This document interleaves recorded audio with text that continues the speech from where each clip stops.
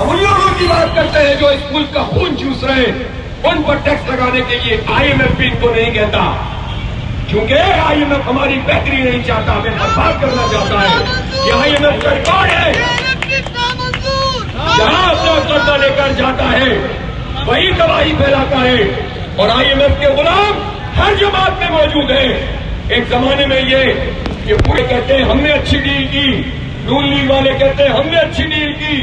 پی پی والے کہتے ہیں ہم نے اچھی ڈیل کی، یہ سارے غلام ابن غلام ہیں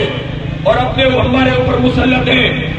اس لیے کہ وزیر خزانہ بھی نہیں بدلتے، ساری پارٹیوں میں ایک ہی ٹولہ ہے، کبھی ادھر آ جاتا ہے، کبھی ادھر آ جاتا ہے، کبھی ادھر آ جاتا ہے۔ سمجھنے کی ضرورت ہے لوگوں کو،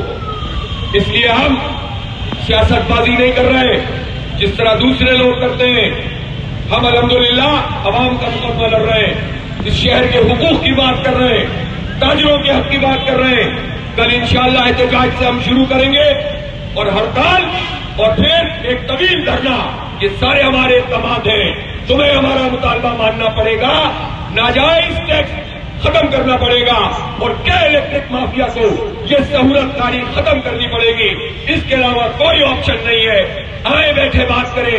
اور فکس ٹیکس کے اوپر جائز طریقے سے کوئی لائحہ عمل طے کریں۔ چیمبر آف کامرس بھی اس کے لیے تیار ہے، یہ تاجروں کے تمام اتحاد اس کے لیے تیار ہے، تمام مارکیٹیں تیار ہیں، چھوٹے دکاندار بھی تیار ہیں، لیکن یہ دہشت گردی کے ذریعے سے